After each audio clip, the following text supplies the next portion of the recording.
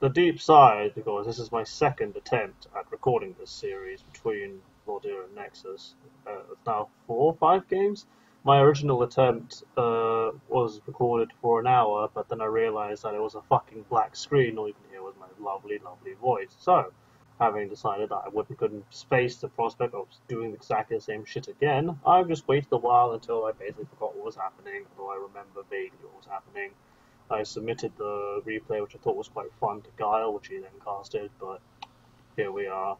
This will also be my first attempt at utilizing said software to try and eliminate some of the background noise. Yeah, we'll see how that goes. Anyway, that's enough of bitching. You didn't come here to listen to that. You came here to probably get some tips and insight into what the fuck these guys are doing. Syrtis Major, fairly popular 1v1 red map. A lot of reclaim.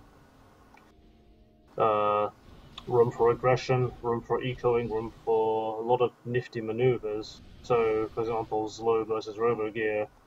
Here on LOTS, Robogear pretty much had the entire map on lockdown, but then forgot to build flak, and then Zlo just ghetto gunshipped him. Just shows the stuff you can do on this map is pretty much anything you wish to do so, within reason, I suppose.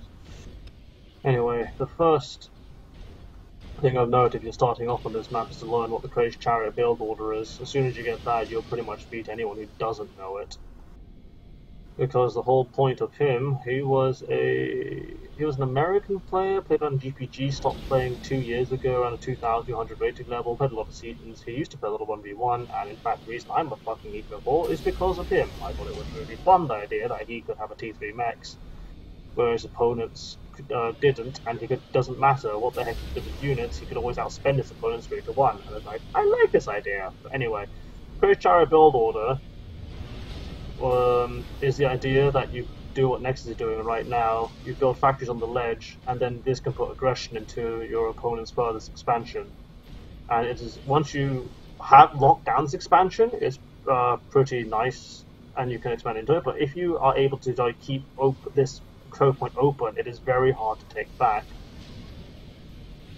But his build order, if anyone was wondering, is you use a land factory, 2 mechs with commander keeps walking the line towards the hydro, so you don't waste time going back to these 2 mechs and then go forward again.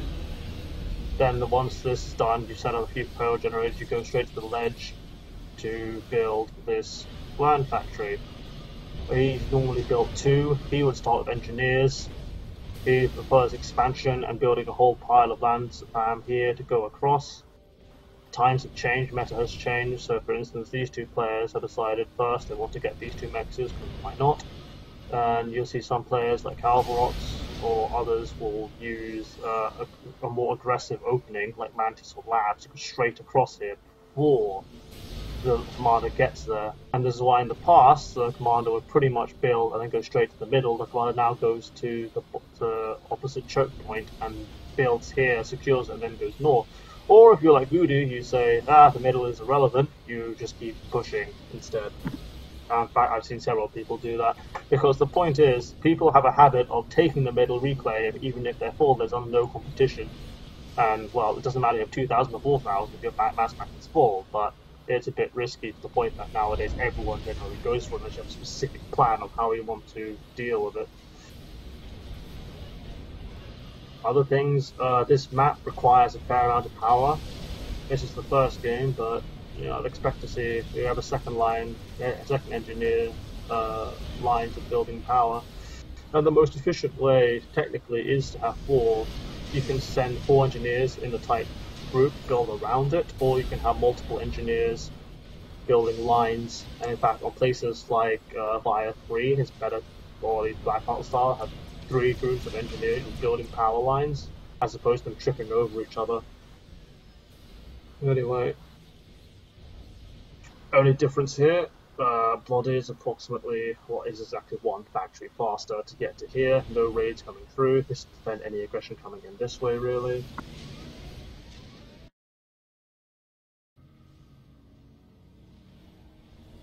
And given how the current meta is, Tech 2 is fucking worthless because it's pretty expensive for what it does and is relatively slow. By relatively, I mean extremely slow. I expect to see brick drops perhaps Loyalists. But on a map like this, where you have fairly choky area, drops are probably better, because Loyalists still have to go through the front door, and although you could drop Loyalists, the question is, if you're going to drop Loyalists, why do you drop bricks? Anyway, no adjacency usage for either the player, really. I would have shut everything around factories, and you have to make the decision when you do this of, do you build the factories where your engineers are, or do you want that adjacency? Because by the time you get to adjacency, you might have already be a few factories behind, but if you play like Doom, he will, for instance, build all his factories around these two Nexus. But that's him. Anyway, we have Nexus already clearing out the middle. Here has Medusa streaming in from here. Blodir is also moving up. No PD for him. He's going to use engineers for that. Double radar from Nexus. Why not? This PD is generally a bit more defensive, because when you're on this map, you want to get much more horizontal bisection. You want this choke point to secure this. You can then put PD and factory if you want. If you're on this side, you want to get this as well. So Blodir has already got this choke, therefore these two Nexus, it should be Nexus, are no longer his, and in fact Blodir can take him relatively easily. Both players in the middle, taking mass, and these buildings are on the side worth a few hundred in total. The other danger when you take these, when you take the middle mass, is you get RT trained on you, like with Medusa, perhaps not so much, but if you're against Aeon, right, rapid fire, lots of damage, no AoE, just singly hits you on the head. It can rack up very quickly if you don't pay attention, and like it's very common cheese to just put all your units in the middle when you expect your opponents to have units in the north and south, just go break through and kill him. Anyway, drop comes through from Blodir. I have sound tested this before, but my ears are bleeding a bit, so forgive me. Let's see. Radar net is pretty good for Nexus. You can see these choke points. You could arguably say he should put one here just to see further over here, but that's a bit overkill. Tech 2, I expect to see power from him, and Tech 3 soon. 5 G2 Nexus, probably get a 6th. This is relatively secure, although then again, yeah, you can see an enormous army down here. And like this, yeah, alright, it's 2 engineers worth, but and then we see the problem of building radar on the ledge that's way too close. This, you can see into here, but the problem is there's actually no point in doing so. It's got blown up by artillery. If you place it slightly back here, you can see that a bit more, but Blodir sees a weakness, probes it, and has denied the bottom. Meanwhile, he's got all this teched up, a single ringed mechs, probably 8 to get the secure reclaim if he has it. But this is not Tech 2, and neither is this. He is actually going with Tech 3 without the Tech 2 pigeon already in place, which is a bit of a question mark. But if you had the power at the point, at the time, the question is why not? As long as your banks are not 0, it doesn't matter whether it is at 1 or 9,000. But anyway, you can see a lot of heavy assistance. Building some rhinos. And he's already cancelled the rest of the build order? No, he's building flak. Interesting. Don't know what the rhinos are for. Maybe he expected a larger push somewhere, but expect all that to be cancelled relatively quickly. Go to Tech 3. He's at Tech 3 building bricks. He'll go, I imagine, for Tech 2 HQ, just because dropping, even if you're the UEF, right? Actually, I think Nexus got there first, but he hasn't got the income? He hasn't got the power grid for it for some reason. Yeah, you can see why. He's completely expanded his air production without securing his power first, and now he's going to be stalling mass, because, well, you need energy to run these things. Tech 2 transports have more hit points, more importantly, they're faster. I believe they're as fast as Interceptor, but we'll check that. 15, yeah, they're a faster Interceptor, whereas if you put them in a single one, well, they get caught and shot down very easily. And when your investment is several thousand, well, the upgrade to Tech 2 HQ by the time you get to Tech 3 land is honestly insignificant. 630, less than a brick. So you can basically get Tech 2 HQ and transport for the same cost as a brick, when it's up to you whether you wish to do so or not. Because at the end of the day, if you're playing defensively, then you can get away with Tech 1 transports, and as a UEF, it's something you should consider, because your opponents will generally respect your airspace and they can't see what's in it. But if you want to be aggressive with your transport drops, you generally go for Tech 2. Even then, we see a first drop away for Nexus. And so long as you kill 2 Tech 2 mexes, you're already making a profit from your investment. Blodir retaliating with his own rip drops. And I think that's in this order. Yep, no, secures it on the third one, but will he? Probably not. But it's already done its job. It killed 2 mexes. This is all Tech 2 for Blodir. No response for Nexus. This as well is now dying. And that's the stage of the composition. 31, 34. 36. No Medusas for Nexus.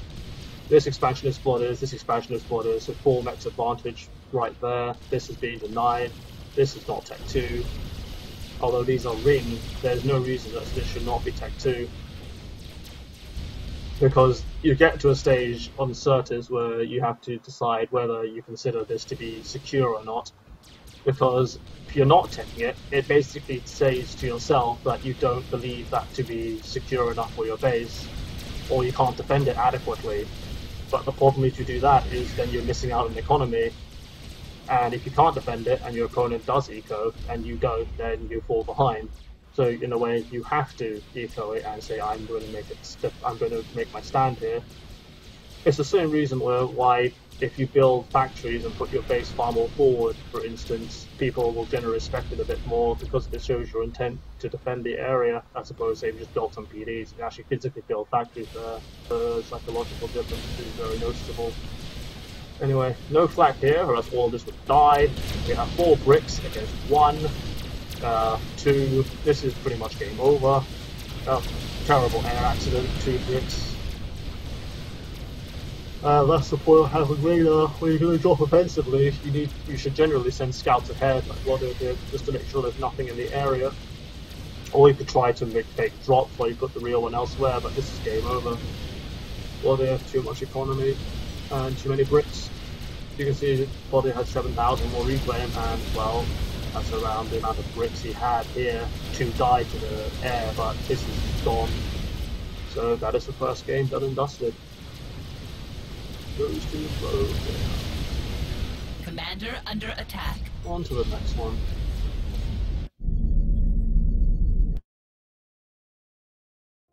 Game 2. Sound muted.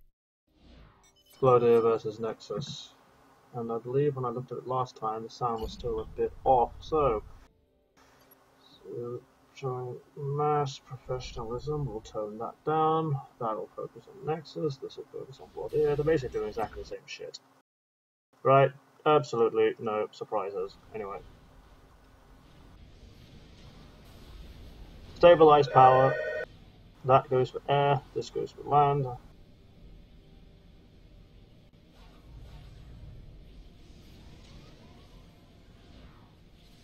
Nexus builds. He's actually only going to build a single one before moving this time. Probably look for a replay and wants to copy Blodir, which is, fair enough, I suppose. Anyway, these are the engineer movements that you will see. Engineer goes to the back, goes here. You can also ledge build a factory here as well. This side one is generally left a lot later. Generally just doesn't go anywhere. Right? You build these, you go to mid, you go here, you go to the back, but this is just a dead end. You build a mech and then maybe you reclaim, or you go on the ledge and build something, but this is very often left to last despite being supposedly closer than this one. It's to do with travel time, but you'll see. Interceptors always go to the nearest expansion, furthest expansion, because you expect the bomber to try and kill the expansioneers, and that's why you generally will have radar as well going in this area. But for the same reason, right, some players will send bombers actually the other way, just to blow up these engineers instead, which are also expanding, not quite as vital, but at the same time they assume an interceptor's going to be here, and they know they have more time to blow shit up. Heck, they could come in here, they could blow up the power line engineer, those are fairly important, or get 2 on the way. They say that's job done, but if you do that and your opponent then builds interceptors and gets air control, then they can just punish you again by going straight for some bombers of their own, then still having the time to blow up your expansioneers. Kind of the same deal as in open ponds, really, how even later bombers at around the 4 or 5 minute mark are still going to be effective, you just have to find them. It's not second bomber or third bomber or none at all, or assuming they're not Aeon, in which case it's bombers for days, but anyway. Same amount of stuff. Nexus is actually faster to the expansion. This time he's realised that he needs this bottom expansion and is going to make a larger play for it. Factory, radar, PD. Although to be honest, most people would say you need to build a radar first, because there's absolutely 0 point in building a factory if there's like a group of 12 masses that descend on you. This is a waste of mass. In fact, on places like Twin Rivers, you'll see a lot of people decide that I'm just going to build a radar first. The alternative is saying I need to actually hold on to the area like your other expansion on Twin Rivers, in which case you just say, well, I have to build this factory anyways, there's no point whether there's a radar or not, but it's personal preference. Other things you can do is build a PD like Nexus has done, so they stop people from just randomly chasing after you, you have someone to fall back to. If you want to be more aggressive, you can build a PD right here to start shooting at the enemy ACU.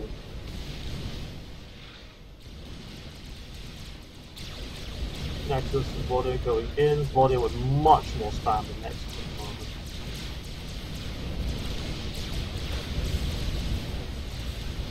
To the point that I think one of them is going to have to break off first, just the amount of units there are on this choke point. So that's that. I mean, you have your Tech 2 flak to stationary, what, 200, 100, 100 here. It's not insignificant if people forget this. You know what, that's a third of a T2 max, just there. Medusa, 9, the top expansion, fair enough. You see Blodir has already got a power stall, this is all going to finish going to Tech 2 very soon. He has his Tech 2 power grid up, and he's now going to go straight for Tech 3. These are going to Tech 2, probably just to anticipate going to Tech 3 as well. Why, for instance, these two are not around the mech is beyond me, because there's no point in having them there, and you're going to save yourself some cash. But that's me speaking, and I'm a greedy bastard. This as well, probably not the best idea, where you should have Mantis here and Medusa on the ledge. And there's no reason, okay, no, there is a reason. Nexus wants to hold on to this because he needs this choke point but don't have enough units. I think he does, he has more Medusas. So if you can encourage this to come forward and then just rain shit down, then he should win. Alternatively, you can just wall everything. This, denied, this, well. It's also more important to get this in order to access the replay along these bridges. So what, 11,000 for Nexus? 13,000 for Blodir, 2,000 ahead. Nexus is very, very slow, the Tech 2 power. I mean, what? I think that's going to be done by the time Blodir finishes the Tech 3, which is generally really poor. So power crashing, therefore his eco is crashing, and what happens right now, 75 to 19, 75 to 19, and Blodir on literally half that. Much more Medusa though, because on a choke point map like this, you can afford to go heavy on the Medusa, but you can see that map, like, just using mass where he doesn't need to right now. Once you pass a certain point in time, you know what your opponent's going to do. This is all wasted because bricks will happily chew through it all. So yeah, 2-2 power complete, going for Tech 3, but well, he's already making bricks. That's the radar net straight across the middle. You can see here into the 2 choke points. A few air scouts flying overhead, which Nexus should be taking out, but he's not, so this is just free for Blodir. Has he actually got any intis? Yeah, his intis are all up here. So, Nexus, like, has superior units, he's going to try and win this fight, and he will. The only issue is, because Blodir is faster than Tech 3, you can just drop at a loyalist or a brick here and immediately say, your argument is invalid. So he's going to try and rebuild. This needs to be taken as quickly as possible to the point that manual reclaim should be used, because this can be used to catch up. But as soon as something gets dropped here, it's game over for that side of the map. Yeah. needs more build power, technically needs more power as well. So yeah, there you go, finish Tech 3. And in the meantime, he just finished Tech 3 and there's already a brick being dropped to defend, but on the plus side, it's being used defensively as opposed to aggressively. To the point that this should not be going, it doesn't serve a purpose except feeding that, or feeding care, feeding that brick. Other things you can do, always have transports on standby, which can then just drop like this, and well, the brick's already there, true, but it's safe going through a choke point. I'm going to try and push out the north and use these units whilst you can, but the alternative, which people don't really consider very often, is literally go back, control K, reclaim everything. That's what these will leave 42 each, 1,000, that's a brick. You can recycle this into a brick. People don't think about it. Or a Tech 2 mechs. Even I don't think about that too much. This is all going to Tech 2, no TMD. But I don't think either player is going to be using TMLs. Because, to be honest, as soon as you see a TML, you can build some loyalists, put them next to your mass extractors, and laugh at them if they so wish to be so stupid. But that is just me.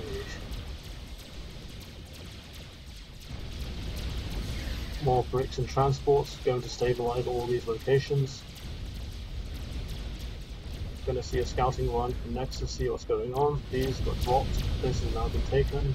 I think Nexus managed to take that reclaim field, which is pretty important. Yep, he's now 2,000 ahead. But now he has to decide how he wants to fight this.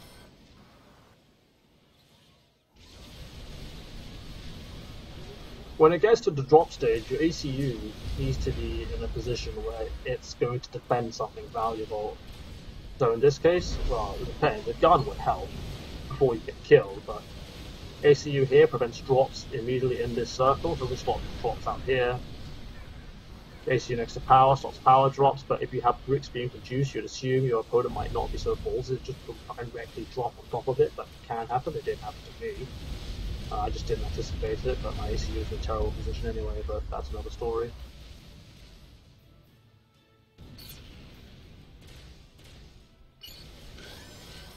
Brick numbers, 5 for Nexus. Brick numbers, I think that's actually 7 because there's 2 in these transports. And we see Blodir about to just directly drop into the enemy base because his Tech 2 radar allows him to see very far on his base, but no Tech 2 radar from Nexus means he has relatively little warning. So Blodir probably originally wanted to drop here, but sees that ACU thinks better of it, gets complete air control over the area. And well, this is the problem now. Nexus has to try and anticipate where these are going with these really dawdling bricks, and because he has complete air control, Blodir can see where his opponent's bricks are and avoid them completely from maximum damage. So they have to travel by foot, as it were. And in the meantime, they can just be a nuisance to themselves and just keep walking and causing damage, and Nexus has to chase them somehow. Technically, he could drop right on top of them if he wants to, but with complete air control, not a viable option. This is also, I imagine, why Blodir has stationed flak at each of these locations, but if you want to make air control like that play over your opponent, if you have flak there, it makes it either very costly, or B, completely prevents it for the same reason that it's just too expensive. This, completely irrelevant. This, not taken. This also not taken, pushed out, but you've got bricks all over Nexus' side of the map. And flak deciding to... Oh, and then Corsairs come in to blow up power because it's not shielded. There is absolutely zero reason not to shield your power with Cybran. It costs exactly 160. Absolute pennies, and it will absorb a good 3 Corsair runs. And losing power, especially later in one of the games, after terminal. So, the problem with Corsairs is that flak doesn't actually stop them per se when they're flying, but when they're on their attack run. And, well, there you go. All power gone. Nexus, power stalling. And it's one of the reasons why when I'm against a Cybran or even against a UEF player nowadays, I don't blow up my Tech 1 power. Purely because having a massive power stall is terminal. But what did we see there? Overinvestment in Tech 1 for Nexus. We could see Blodir was just so much faster to get to Tech 3. Had his Tech 2 power and his Tech 3 done by the time Nexus was just beginning his Tech, just finished his Tech 2 power. Then Brick was already out by the time he just finished, and he was going to be behind in Brick numbers from there. Power was just icing on the cake, really, but once you have air control, there's no reason not to switch to offensive units, which lower rated players just don't do often enough to get air control, do nothing with it. Whereas if you're going to be against someone who knows what they're doing, have air control, you have drops everywhere, you have offensive air units blowing up everything you own. As that, on to game 2.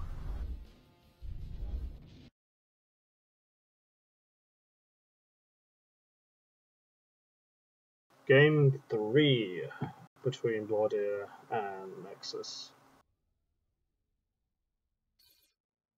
See if anything different happens, probably not.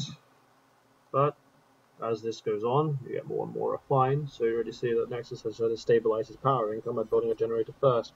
And this is more Trace Chariot-esque. Commander goes in a straight line, builds staff engineers will then go and build everything else around them. This is still left behind. Interceptors go to further expansion. To be honest, that air scout was kind of pointless. You need to avoid the middle, technically, because if you're unlucky, this will kill your air scout. But normally it's faster to just fly straight across, but you might miss the bomb which goes up. So it's all relative.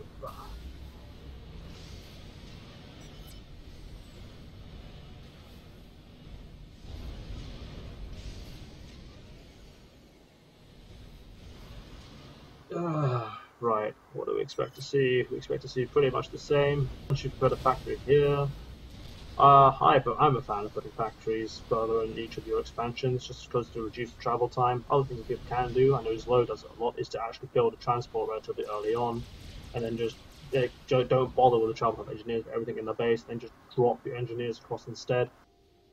There's nothing to raid, nothing to bomb, and you generally get there around the same time because you manage to shove several engineers anyway. But that's more taxing on your power when you have income coming in, and a lot of people will stall power. Like I think Nexus is completely forces power at this moment, so if he wanted to put transport, he would die. But Blodir, in the meanwhile, he could afford one, but it's already here, so. Anyway, this being rather silly, not really noticing the fact there's an engineer here. It has noticed now, we'll kill it, but that shouldn't have been allowed in the first place. This has already been secured by Nexus. Air scouts already flying all over here. Should all be destroyed, but it's generally quite tedious sometimes to kill all of your opponent's air scouts. People don't notice it because they're not under attack, but that is providing a great deal of intelligence and comfort for Blodir. By comfort, I mean he knows nothing strange is going to be happening. Commander Meanwhile, under in the attack. middle, Nexus has no idea what's here. It could be just this, it could be 3 times as much, and he's going to get a lot of fire from these reviews. Like, dipping into the red, 2.3, Blodir, much more safe. In fact, took no damage.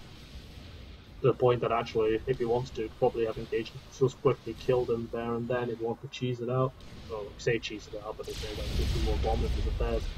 Drops again, very effective. Once you secure this area, you can just drop over here because who the fuck sends units here? All of this going to take 2 at once. Well, the problem is, right, if you have the mass for it, then do it. Use your Nexus as regulators of your mass and energy flow, as I've told Godzilla. And, well, Tech 2 power's up. I'm going to go straight to Tech 3. Meanwhile, Nexus finished Tech 2. Again, all this in the bank is very, very, very much slower to the point that you could actually upgrade these at the same time. And one of the ways to catch up if your opponent blisters on the Tech 3 at this stage and you're slower is to, once you have mass in the bank, use it and then hope that your mass advantage invested will pay off later on. It is relatively dangerous, but the point is, it's better to use your mass and have it sitting in your bank. So if you can imagine, for instance, that's 2 Tech 2 Mexes that could be invested somewhere, and that's it later on. So Tech 2 Air, question is why?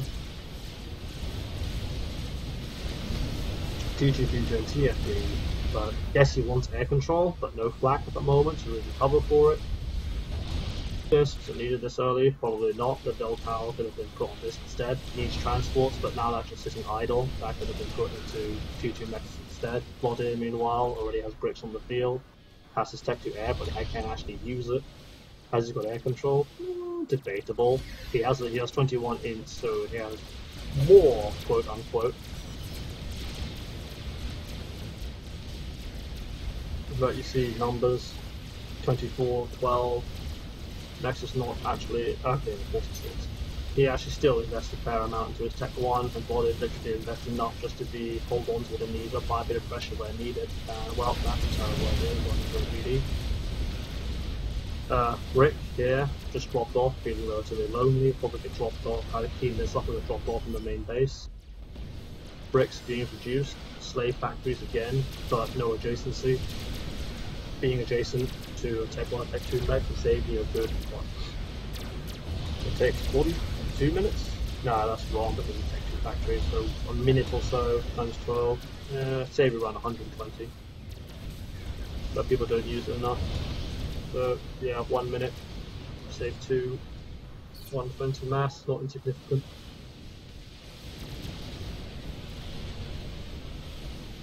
Or heck, it's a bit like saying if you put a Tech 3 mech next to an extractor, you get 2 free Tech 1 mechs. Who's going to say no to that? But for some reason people just don't do it. Well, no, the only valid reason if you like around an HQ where you want to assist it heavily, but we're not assisting these two, there's no reason not to. But then the question is, why would you put the factories here to begin with? You have to put the factories here, have a bit of foresight. Doom to the person who does that, put them back here, but yeah, personal preference. In the meantime, I've wobbled on far too much, and now the brick drops in the base, which honestly, I'm not sure they've actually done anything useful. They okay, they caused some friendly fire from Corsairs, but they killed, what, 2, 3 Tech 2 mexes, cost of 4 bricks. Easy defense by Blodir, just has engineers build Tech 1 PDs right around it.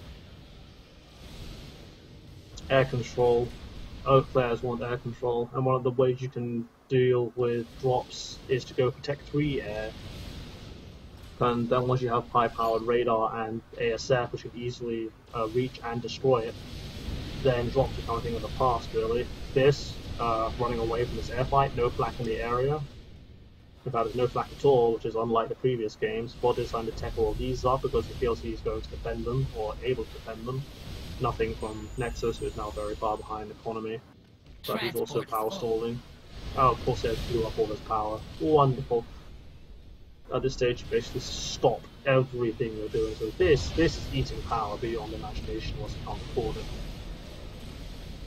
He wants to drop more bricks in. He has air control, so he's going to try to. Dropping next to Tech 1 PD, that's not the best idea in the world. So drop them around here, and it's from here, blew up the power grid. He could have dropped bricks here, in fact, and could have dropped here. These are safer targets. This is a question of what actually do you wish to achieve with this. I mean, eventually you're going to deal damage, you kill his Tech 2 HQ, stop drops entirely, and Blodir actually in a pretty bad position because these bricks are not doing anything and not actually anywhere near as threatening as these 6 here. Blodir moving up his ACU, I imagine he has no gun. Does he have a gun? He might. Attack. He has stealth and gun, so he's not being completely suicidal. Kills 3 bricks with 1, but then, well, it's bricks and he's dead. I have a feeling that being stuck with Xavier being rained on there with 3 bricks, but that was a small mistake by Nexus to keep, actually a pretty major one. When you're facing an ACU with high-tech units, put the APM in to spread them out so 1 overcharge doesn't kill many of them. Like, good overcharge kills 3, but nothing to do with this. In fact, if he wants to, he could try and shove his brick in front of his ACU, but try to deal with drop assault. These things? Assault? Are they called assault bots? Armored bots. With your ACU, with just a big paper commander, is generally a one-way ticket to, well, nuclear graveyard. And that's 2-1 to Blodir. Game 4, Cybran versus Cybran, although to be honest I said that because Nexus looked like he was going blur. Anyway, these two look pretty much similar. And one thing I did see, this is the game that I submitted to Guile, and people saying that they look very similar. So let's just do this. Actually, does it do anything? Holy shit! Huh? I can't change their colors. How bizarre. I can change your color if I am actually part of them, but I cannot change their color if I am an observer. That is quite silly. I apologize to anybody out there who is currently colorblind, but it's not my fault. I did try. Anyway, they're discussing the merits of going to UEF if this is the meta, but there is a small problem. Percy's high alpha damage will ruin bricks, but the problem with Percy's is they have very low rate of fire. Well, very low, 1 every 4 seconds, so they get overrun by Tech 1 spam.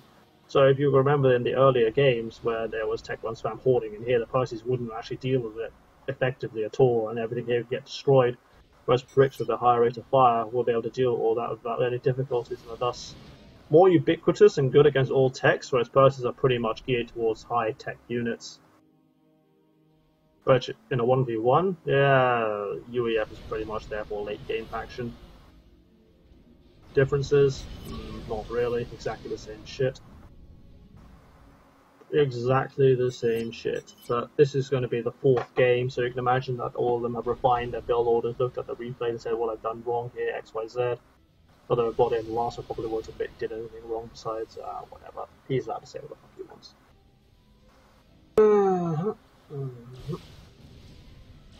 Still surprisingly vulnerable to Calvarox's aggression of just loads of units, but the problem if you build 2 factories like Grace Chariot did is you have a 30-second gap where if you were like Calvarox who built a 2nd factory and then sends units in, the AC is already there and you basically surrendered an economic advantage and then you're behind. But if you're like this and you find the correct timing where you don't build a PD, you can actually still force your way through. That factory, for instance, should be dead, but alas, it isn't. Alas, alack. Anyway. Radars. I guess it's still useful for this view, although it might be jarring for some people. Sensor net. Could probably get away with putting one up here if it needs to, just in case something came around the bottom, but unlikely. This, also useful for drops. No drops coming in on the sides though, and we're going to see next going to try distance build, going to try Nexus distance build, and then build the juices. Again, not exactly that much radar here, doesn't know what's happening this way, but he's going to assume it's safe. Radar net's fairly solid. Even if this is PD, you can therefore put the juices on the ridge and blow these 2 up, away from that. Commander under attack. Generally hard teching of all the Nexus once you get the reclaim, to the point that some people will pause their factory just to tech up harder. Because as long as you're not at the immediate danger of being overrun, there's no problem with it. And again, Blodir, already tech 2, going to finish his teching, go for his power grid. Right before he's even started his tech 2 P-gen. And this is where having the power storage comes in handy. You don't waste any power. Although this should be paused, he is going to power crash right now. Because he's teching up once, being much more greedy with it, probably pushing the limits of what he's able to do. Well, and you can see that, again, Nexus is just horribly slow at teching up. Has mass in the back, not using it, all this should be teching at once. And that's the difference, really. This is almost full, and this is completely empty. Empty, go straight for Tech 3. This is going to end up being Tech 2, TMD in place. There's just enough units to hold the front, heavy on the artillery. Much less investment in Tech 1 from Nexus this time. In fact, is he going to try to surrender all of this? But he's walling up. Walls are very effective. Other thing you can do if you feel you're behind on the tech race is to just shit out more engineers, build more engineers, have more build capacity, then you catch up that way. If you have a stronger economy, it's something you can do, but economic-wise, I think Blodir has an advantage. 9 versus 6, but these are capped, so what? Plus 3, this is worth 1 tech 2 next, this is going to be worth 2, they'll be even, but the question is why is this not being teched? bricks out. Blodir. Nexus, I mean. What are the first three? That can't be the first three for Blodir. It is. Interesting. And that's the difference when you will build capacity. 12 and 1 compared to everything here, which is what? Well, we can generally say much more, right? For double the build capacity. And that's how you catch up, if that is what you wish to do. This is now going to Tech 2. This annoys the fuck out of TA, and in fact, people just don't look out for Tech 2 radars enough and just blow them up with random bombers. Something that I now pay attention to. If it's unshielded, punish them for it. This gives an enormous intelligence advantage. You can see right into Nexus' base. And it's one of the reasons why I would always suggest you stealth your base, just so you can't see stuff like that happening. But the alternative is to just enforce stealth everywhere and blow up radars, but that requires you have the APM for it to actually A, look for them, B, have bombers in advance. But this drop from Nexus, probably not worth it in any way, shape or form. You blew up 2 Tech 1 Nexus, congratulations. APM from Blodir already has engineered to A, reclaim this tasty chunk of 960 mass, no 1030. And those thing with bricks is it leaves have very little overkill, so you'll need generally quite a lot of tasty mass. Nexus going Tech 2 on his palm, interesting choice. It's not a wrong choice, but in a game of drops and using the ACU to defend, the gun is probably better if you don't want them to die horribly. And that's what Blodir's done. He's got gun, got stealth, sitting around this area just to defend it. Tech 3 power on the way for Blodir, so I think he's going to go for Tech 3 air, whalers. Basically treat it as a flying brick.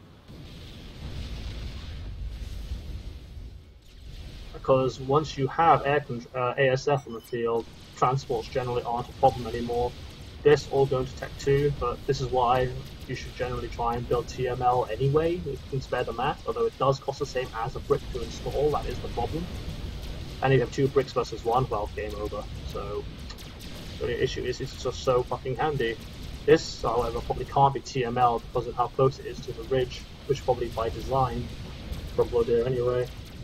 This could all be exploded. That could be exploded if it ever got fucking scouted.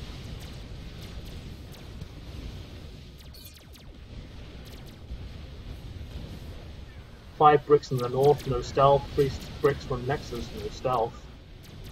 So these bricks, where are these two going? What? Alright, never mind. What was once a one-way fight is now a very even one.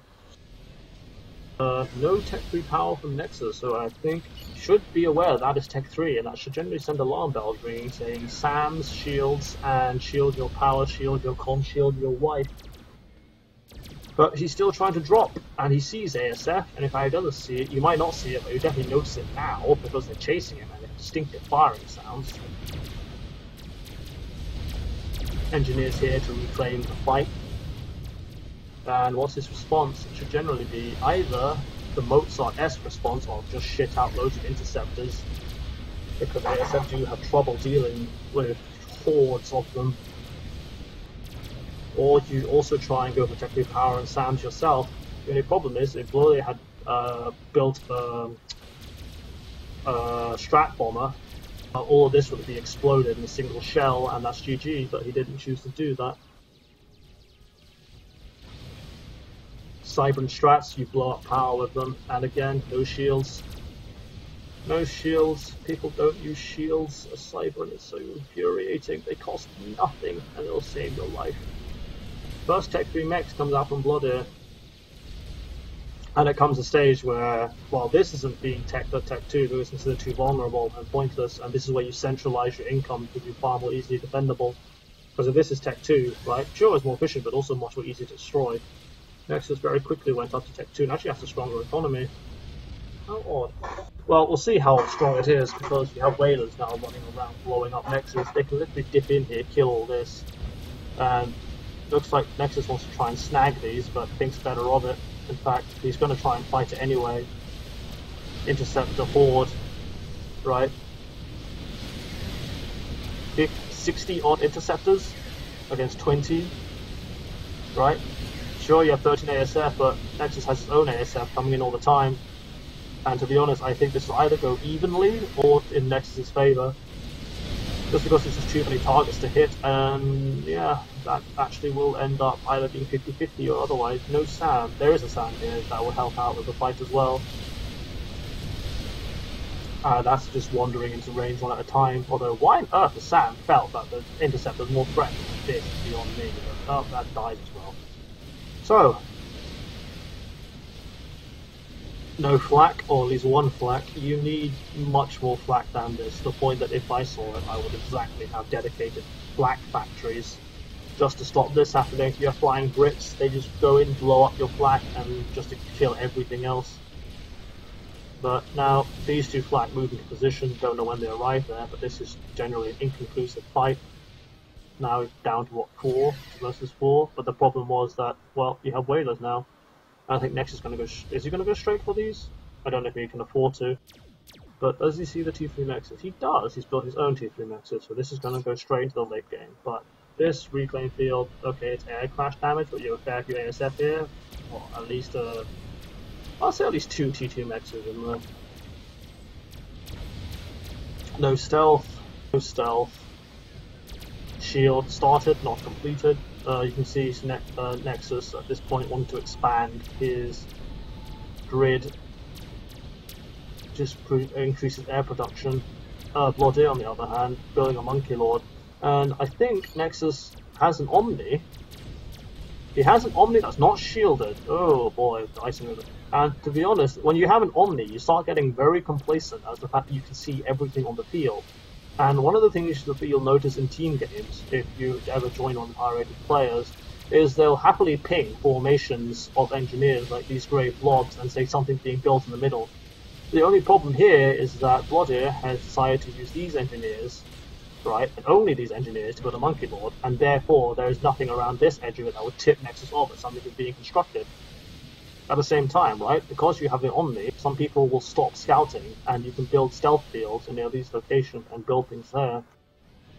Again, not often done. At this moment in time, let's see, and you just don't really pay that much attention. At this moment in time, right, Nexus, if he was paying attention, should probably be aware that something was up. Either a stealth field was erected, or there's a Monkey Lord, because Monkey Lords have stealth fields. And if it's something like this, where it's suddenly moving again, it's almost certainly a Monkey Lord that requires that you're looking at it for that precise 5 seconds, which may or may not happen. So, the question is, how is Nexus going to respond? He has a victory in the north, pretty convincing victory in the north actually, and he has engineers in the cave to reclaim all of this. Factory costs 200, you ship out a few engineers, 1,000 each. What? 1, 2 Tech 3 Mexes, and now he sees the Monkey Lord. Well, at least he scouted it, he sees it, but when is he going to back up? Now he backs up, all this is dead. To the point that he actually should move the engineers south, just manually reclaim these bricks as fast as he can, and he has a choice. Either he builds his own Monkey Lord, or he tries to get air power and build whalers for it. Trebuchet's being built, this belonging to Blodir. What is Blodir's next move? Builds a second Monkey Lord, generally an idea. You have the option of either applying more pressure with more Monkey Lords, or you can touch tech up behind it and say my opponent's going to be busy dealing with this and investing in it, he won't be ecoing. And then using the time that the Monkey Lord is causing havoc and forcing a response, you have an incredibly large economic advantage and just push things further, but then your opponent might have enough resources to overrun you if you don't have units, so it's a delicate balance, but a pretty enjoyable one to figure out. Blodir is trying to scout to see if anything can stop his Monkey Lord, and his Monkey Lord could actually go in and blow all of this up, but he's probably not feeling it, so he's going to go to the ledge, kill what he can. But the problem is, one of the quickest ways to get your opponent back in the game is to hand him a whole pile of reclaim. Well, Monkey Lord's still worth the 16,000-15,000 rec. 43 mexes, your own Monkey Lord, to the point that, well, he saw the Monkey Lord being built, probably wasn't overly sure of what the percentage was and doesn't feel like it, to the point that actually his instinct is correct. If he had plowed through, he would have killed another 4 T2 mexes but left the Monkey Lord in return, which probably wasn't the best idea. Other thing he could do, though, it's like, why is this allowed to live? Engineer literally sitting here. Probably imagine it's his by now, but drops again. Just drop them. Then again, this is probably not the best idea. Thing is, if you use a transport, right? You can use a transport. You can use something like 2 bolts in it. It'll have exactly the same signature, more or less, as a brick drop. You use that to bait air. Is what I do with Soul Rippers. Is you don't really use it to destroy things. It's to try and win air control with it. You go back, tanks 80,000 damage, control K, build a new one. Enjoy your air control, build nukes, etc. Right, second Monkey Lord is going to be constructed for a Blodir who will try and get the advantage, and Nexus is going to say, sod that, I am going to completely ignore Monkey Lords and go straight for a Megalith, which is the final answer. Monkey Lords can't really compete. They melt versus it, because they don't actually have that much hit points, and they get outranged, they get melted, and even if you get into close range, sort of running behind and underneath it, you can't kill it, because it has too much HP. The difference is, of course, that it costs almost twice as much as the Monkey Lord, so, well, you'd expect that to happen. That Monkey Lord, off the top of my head, is 19,000, and the Megalith is 38, and 37.5. 500 mass savings, whatever. Tails, Zoc. Anyway, this is worth 2 Monkey Lords. You could have 3 charging in, but the problem then is you have inconclusive fights where you might end up losing reclaim. To the point that he who builds goes straight for the biggest guns, as opposed to many of them, will win. So Blodir go and try and get the third one. Don't think he has he scouted this Megalith, which is under construction. Well, he'll scout it now, surely. No Omni from Blodir, funnily enough.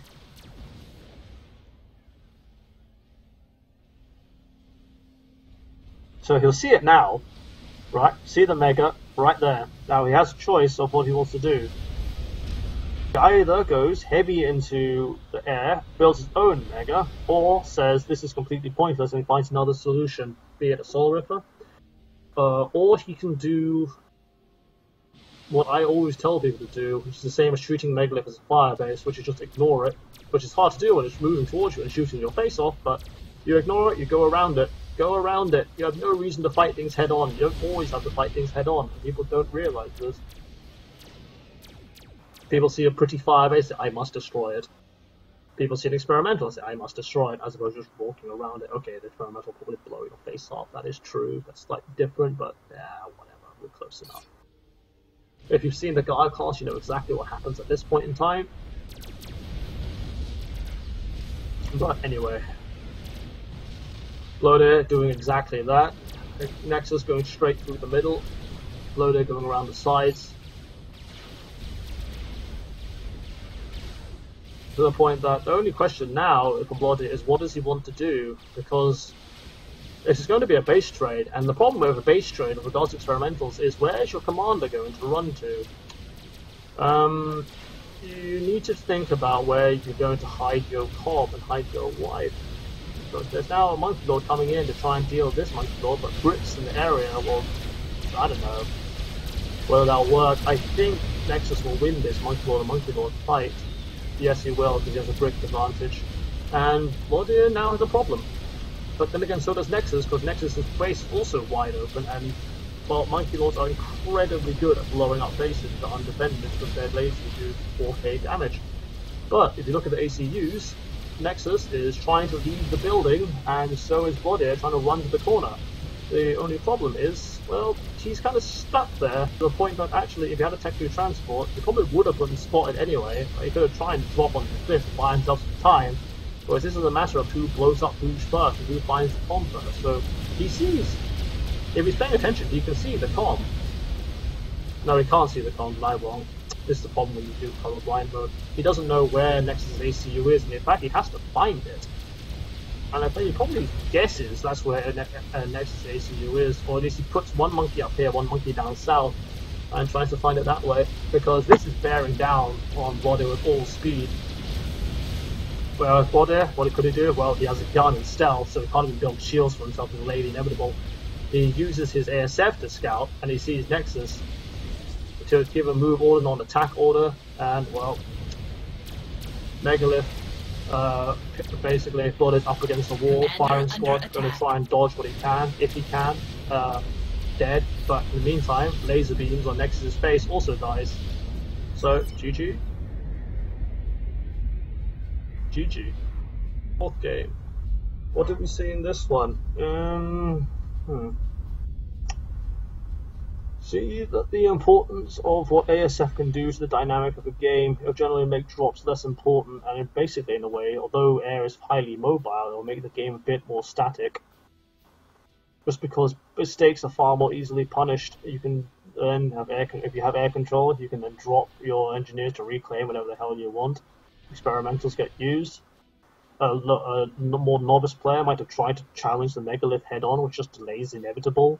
And this is the thing that I have to try and teach people, is to envision, not so much envision how you deal with something, but try and instead envision how you're going to win the game.